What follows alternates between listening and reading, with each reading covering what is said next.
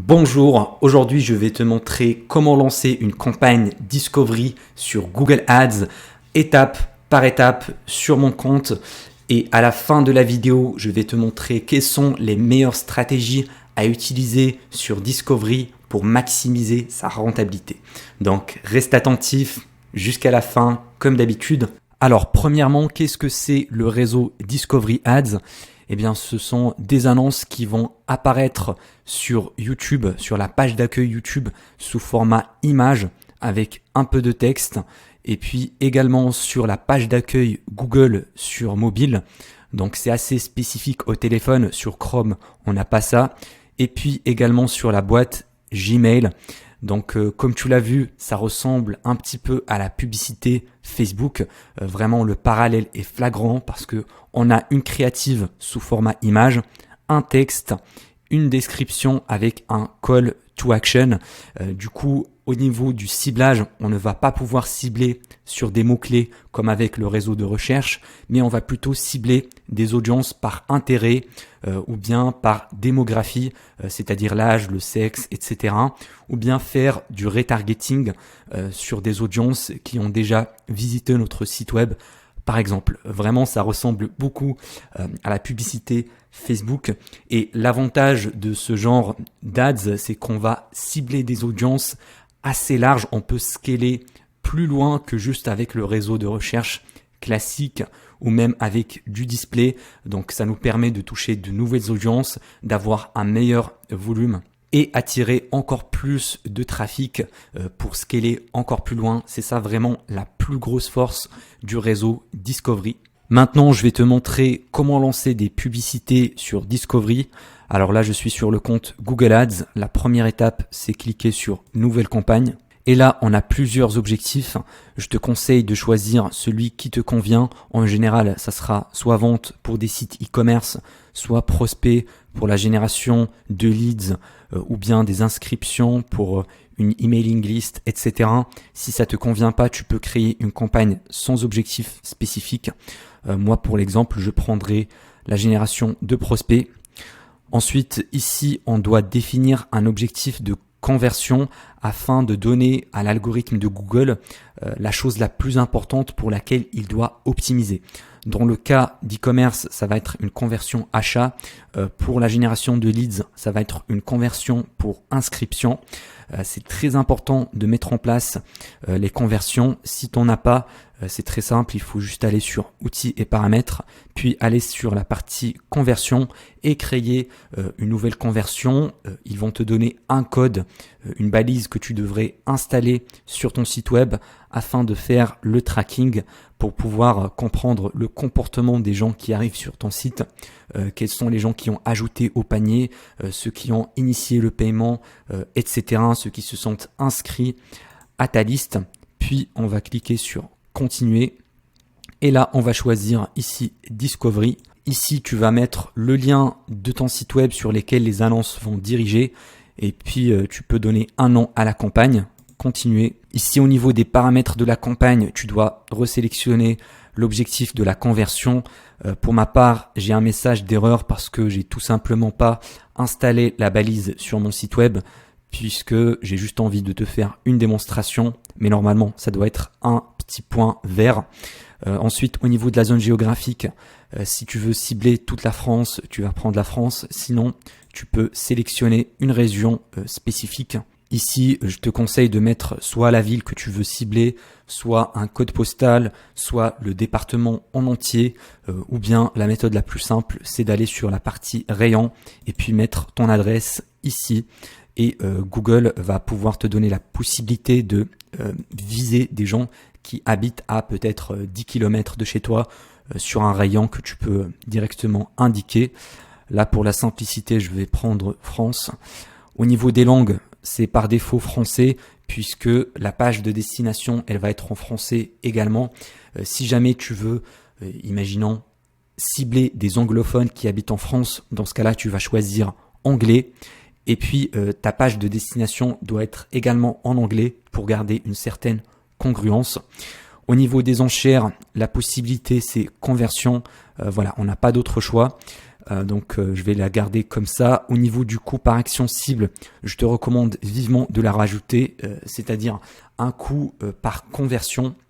Normalement, tu devrais déjà savoir à peu près le coût par conversion moyen. Si, imaginons, tu as une campagne sur Google Search et que ton coût par conversion est de 10 euros, eh bien là, je te conseille de mettre au moins 30 euros. Comme ça, Google va avoir une certaine marge sur l'optimisation. Du coup, là, je vais prendre l'exemple des 30 euros. Si tu connais pas, c'est pas grave, tu peux la décocher, même si je te recommande vivement de ne pas lancer ce genre de campagne sur Discovery si tu n'as pas déjà une campagne de Google Search en place avec ton coût par conversion cible.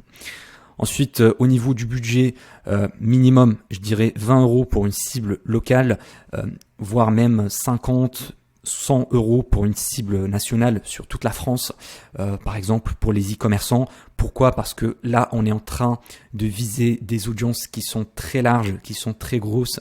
C'est pas comme avec des mots-clés où on a un petit volume de recherche. Ici, vraiment, l'audience, ça peut atteindre des millions. Je vais prendre ici pour l'exemple 100 euros par jour.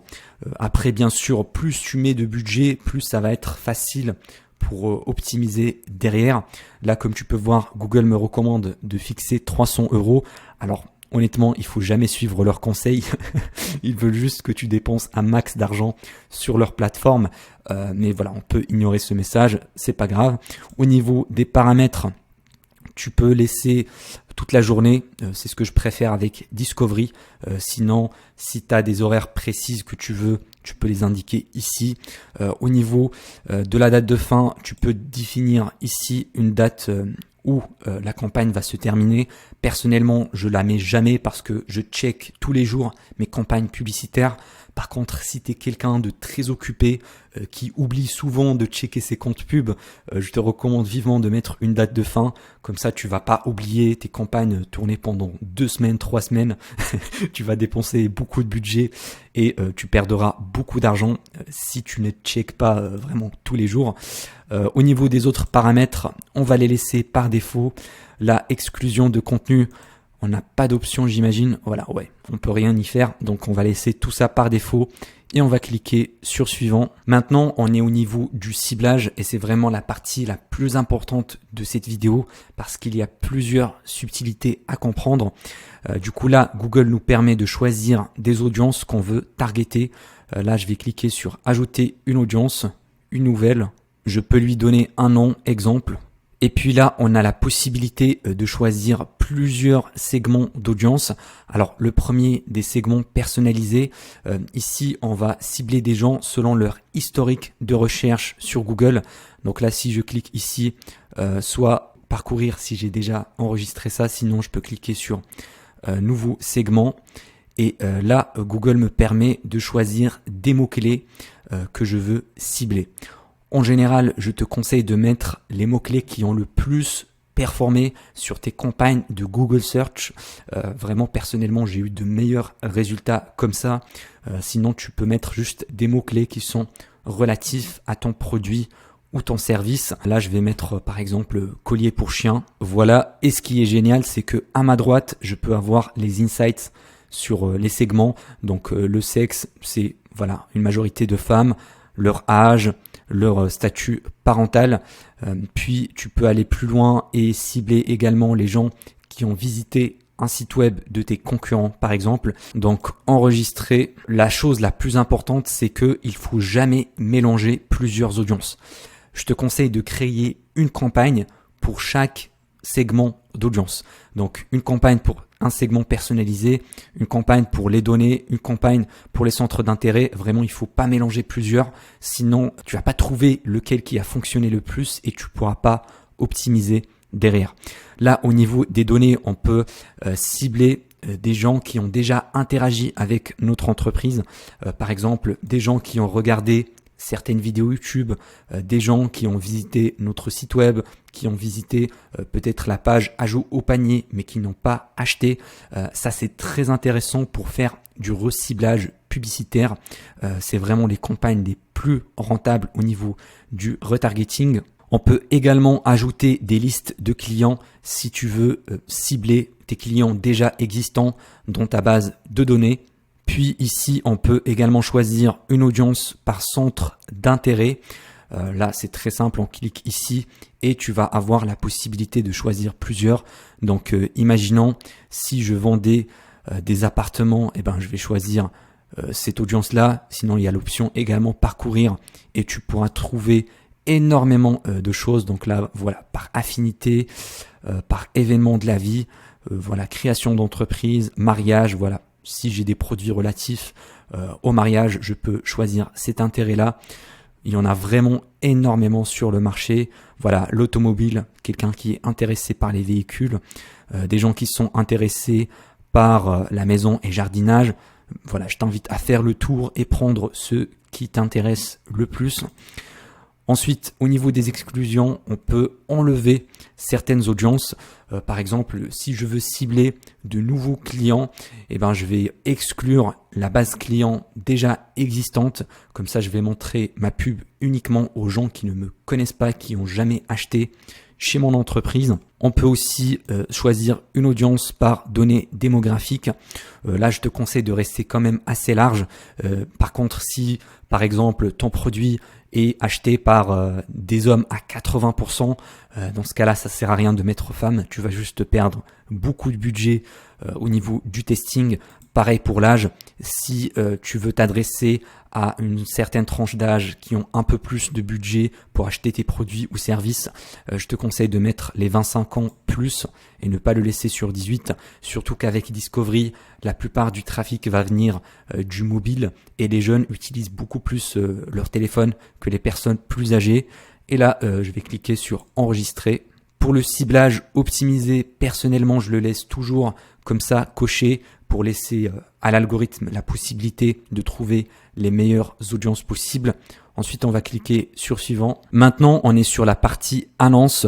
C'est là où on va créer notre publicité et mettre les créatives.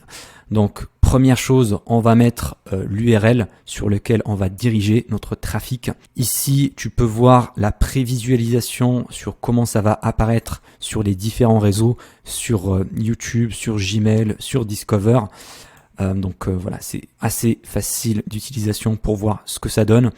Au niveau des images, ici, je te conseille d'en rajouter un maximum parce que plus tu mets d'images, plus tu vas donner à Google la possibilité de faire du testing dynamique avec les créatives.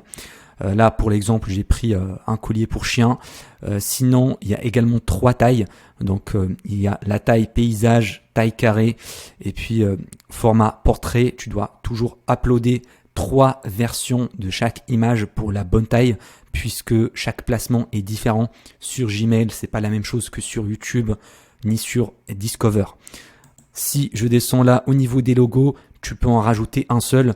Franchement, tu n'as pas besoin de 5. C'est juste un petit logo qui va apparaître ici sur ta pub. Donc, ça n'a pas vraiment beaucoup d'importance. Au niveau du titre, c'est la deuxième chose la plus importante après la créative image. Donc, je t'invite à en rajouter minimum 4. Voilà, tu peux en mettre plusieurs ici. Comme ça, Google va tester plusieurs combinaisons de titres en automatique. Voilà, sur le titre, tu vas mettre ton offre, découvrez notre collier pour chien, promo spéciale. Voilà, tester plusieurs titres avec plusieurs accroches différentes, avec plusieurs angles marketing pour trouver celui qui fonctionne le mieux. La description, pareil, ça n'a pas beaucoup d'importance.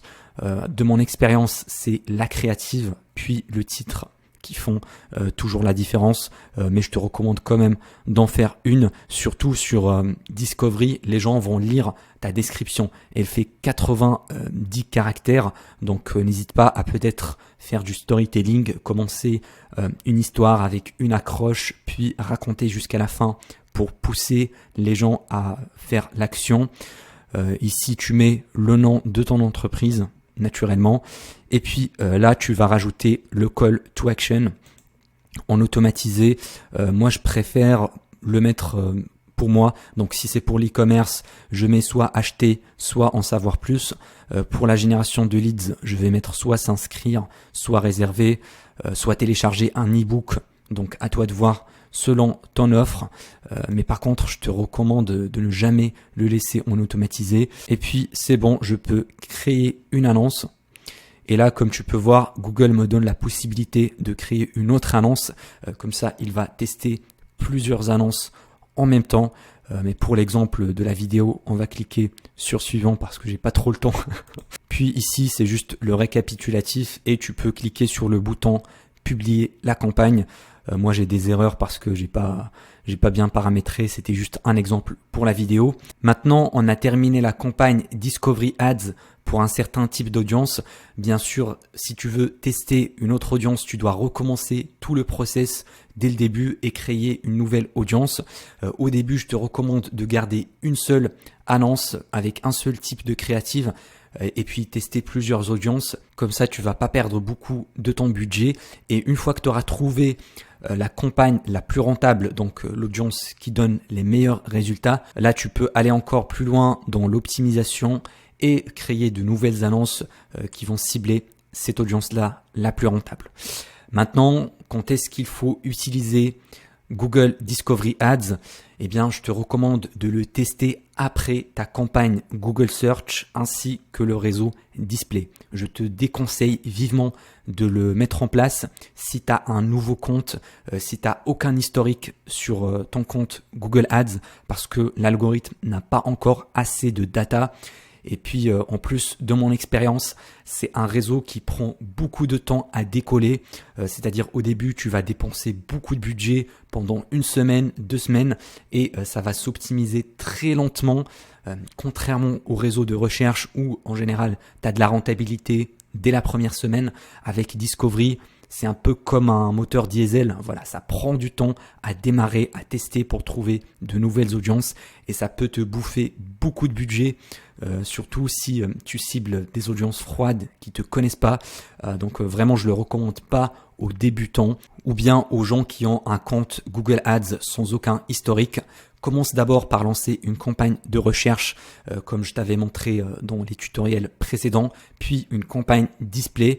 Et là, quand tu as assez de résultats avec ces deux types de campagnes, là tu peux aller encore plus loin et tester le Discovery pour scaler. Vraiment, c'est ça l'objectif. Je l'utilise personnellement principalement pour le scaling, pour atteindre de nouvelles audiences, de nouveaux marchés et générer plus de ventes.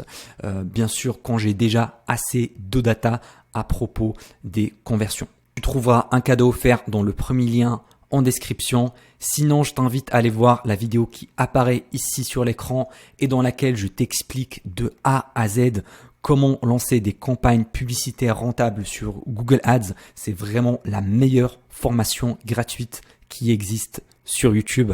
Donc, on se retrouve là-bas.